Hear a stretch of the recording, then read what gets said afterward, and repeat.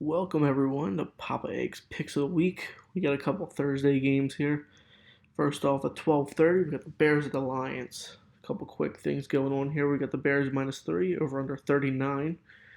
A couple stats here. We got the Bears points scored at 17, 17 points allowed as well.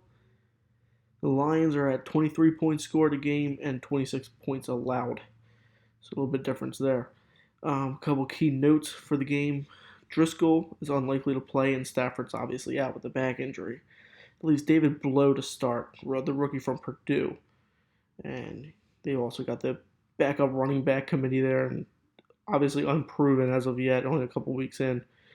For the Bears, Trubisky, 278 yards passing, a touchdown, two interceptions against the Giants. Allen Robinson showed up big with 6 receptions, 131 yards, and a touchdown. But obviously, Trubisky's numbers are very pedestrian, not really anything to show for it. But against the Lions defense, might be just fine. You only got one sack here from Khalil Mack last week. Obviously, he's been pretty quiet as of late. I'm predicting the game's going to be very vanilla with, obviously two bad offenses and a couple mediocre defenses. But I think that the Bears are going to end up taking over just because of the rookie quarterback situation, and the Lions defense hasn't really shown me much as of yet this year. And they're kind of running out of time. So expect a low score and the Bears to force turnovers on the rookie, especially with Khalil Mack. I think he's going to bounce back pretty good this week. And I got the Bears winning 20-9. That leaves the Bears winning with the spread -3, also going over under 39. On to our second game of the day. Buffalo's at Dallas at 4:30. This should be the best game of the day in my opinion, anyway. Dallas -7, over under 45. Couple stats here. We got Buffalo 21 points scored, 15 points allowed. As for Dallas, we've got 26 points scored, 19 points allowed on the year. Both decent offenses, decent defenses. Obviously, Buffalo's defense has been the reason they've been in contention all year. Definitely not their offense, but their offense is good enough to keep them in it. Allen's 185 yards, 2 touchdowns, interception last week. Like I said, he's good enough to keep you in it, not good enough to win you games. That's where Buffalo's defense comes into play. Singletary looked pretty good last week. Actually got the ball a lot, 21 carries, 106 yards. It's kind of nice to see him break away a little bit after splitting a lot of time with Frank Gore.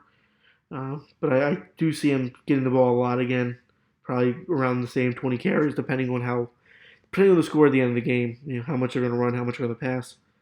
But during the main part of the game, they're definitely going to run. I can definitely see that. Now, Dallas' defense is definitely good against the run, holding the Pats at 101 total yards last week on the ground. They're tough to run against. So Singletary, if you're a fantasy player, obviously hit or miss. I wouldn't count on him, but definitely could see a flex for sure. As for Dallas, Zeke, 21 carries, 86 yards. Obviously against a good Pats defense, one of the best in the league.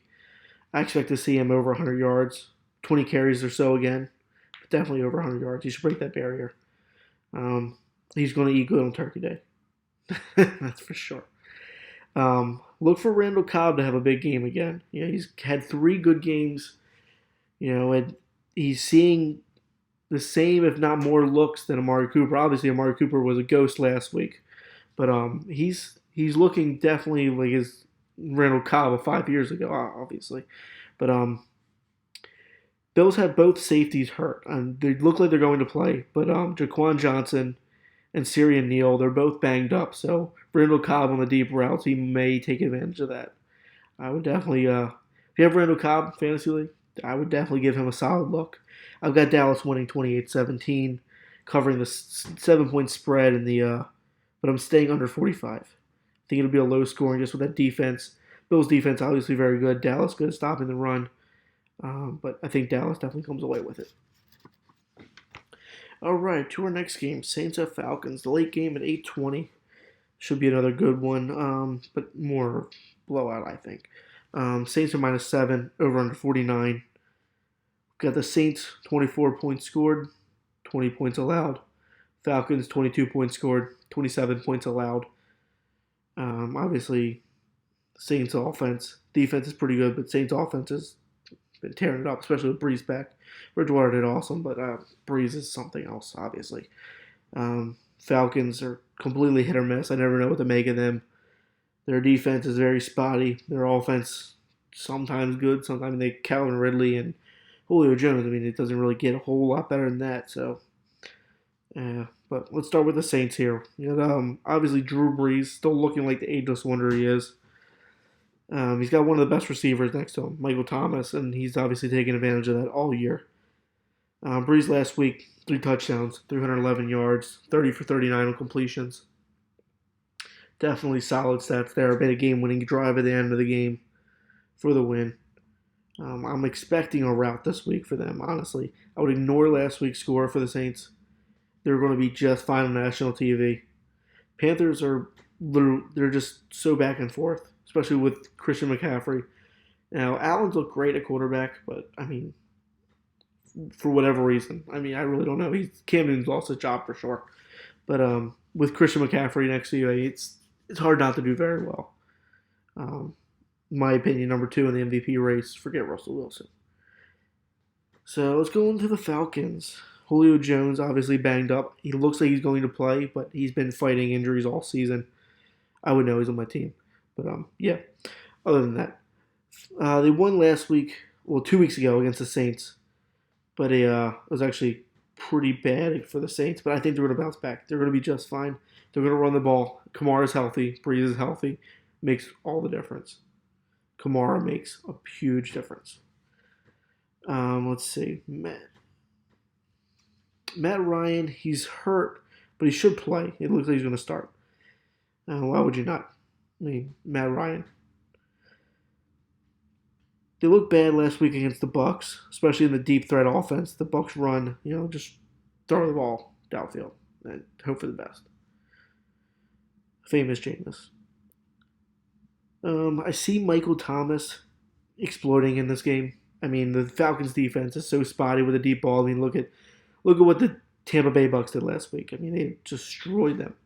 I mean, but I see Michael Thomas taking full advantage of that, just like the Bucs did. They're not going to catch him. So I'm expecting to see a high-flying game. Should be very exciting offensively. But let's go on. 34-23, again, the final score. Saints on top. So obviously a high-scoring game, like I said. That means Saints are covering the 7-point spread and going over the 49-point spread. Obviously, I think 49 might be iffy if the Saints don't score that much. Well, if the Falcons don't score that much, sorry. Saints are going to score. Falcons is just iffy. I mean, with Julio Jones out, you don't know what to make of it, and Julio Jones just can't find the end zone. So, side note. But that's it for this week. Have a happy Thanksgiving. Eat some turkey. Watch some football. Good luck.